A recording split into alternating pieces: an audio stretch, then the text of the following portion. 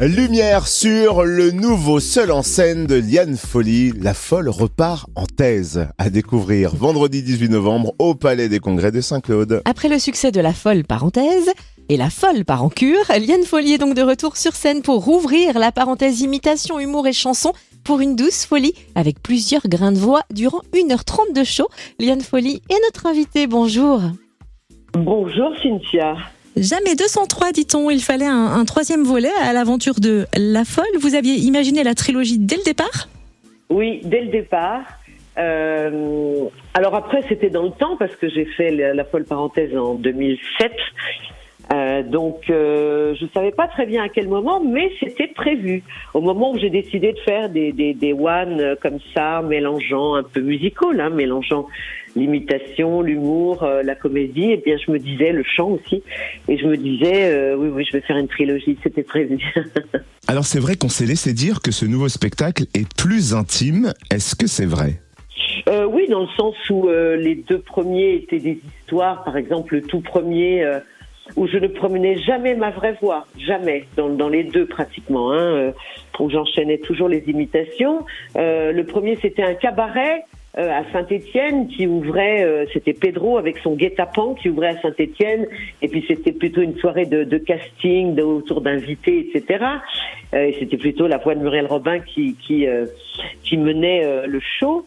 En deuxième, j'ai fait une cure de rigologie. Ça, c'était pour les personnes qui avaient des problèmes, un peu de dépression, etc.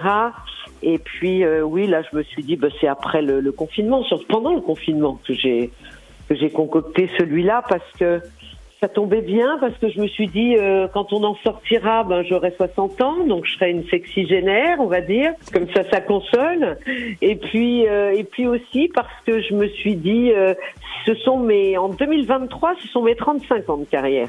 Donc, je pense qu'il était temps aussi que je me suis jamais trop vraiment dévoilée, non plus. Donc, c'est à travers, je raconte mon cheminement.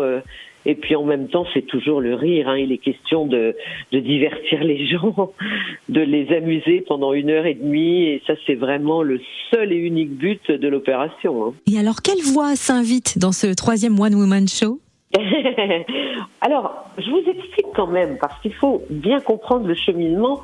Et je l'explique d'ailleurs dans le show parce que je suis, on dira, une enfant de la balle, on appelle ça plutôt une enfant du musical, quelque part.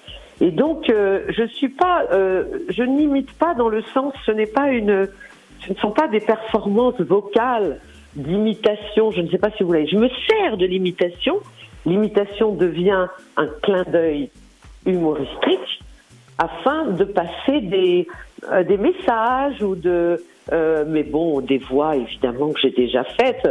Dans les nouveautés, vous voulez dire, dans les jeunes? Oui.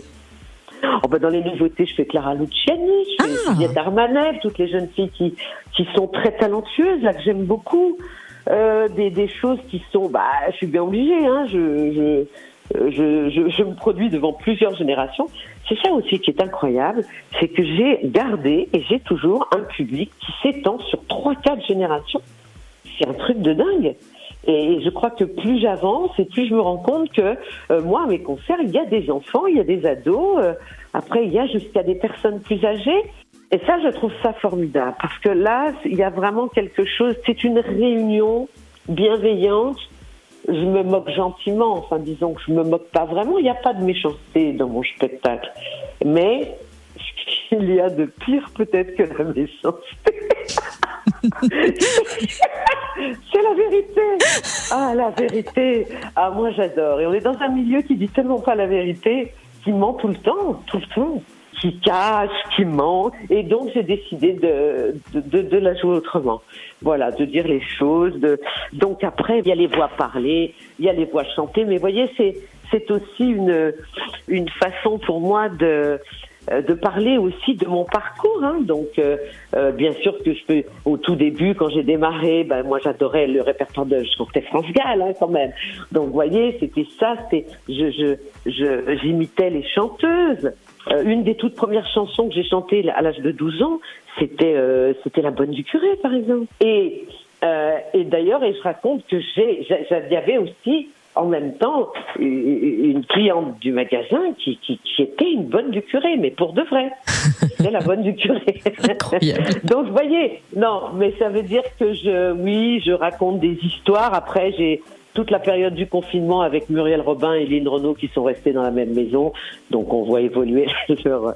Bon, alors là, pendant ce temps-là, où elles se parlent musique, etc. Donc, oui, j'ai plein de choses différentes. J'ai un psy génial qui a bien voulu jouer pour moi, Maurice Barthélémy.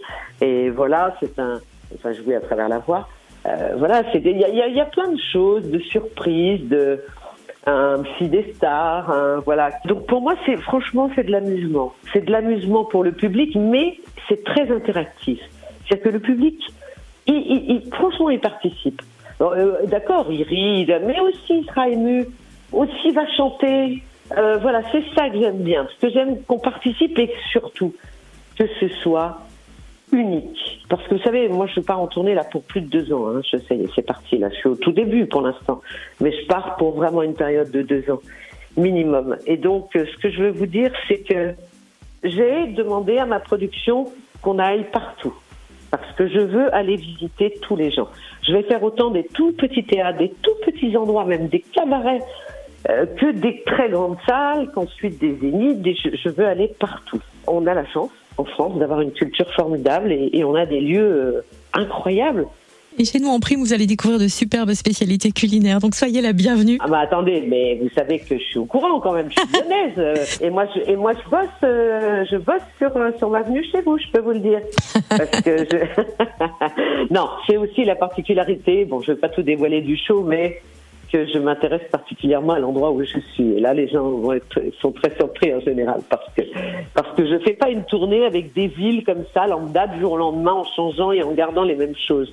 Il bouge énormément aussi, le show. Moralité, la folle repart en thèse et au fur et à mesure, Liane Folly se dévoile à nous. Rendez-vous au Palais des Sports de Saint-Claude, vendredi 18 novembre. Merci d'avoir été notre invitée, Liane. Merci beaucoup et vraiment, je vous assure, je vous embrasse tous les auditeurs et je suis ravie de venir chez vous, quand même, capitale mondiale de la pipe. Je n'avais pas raté ça.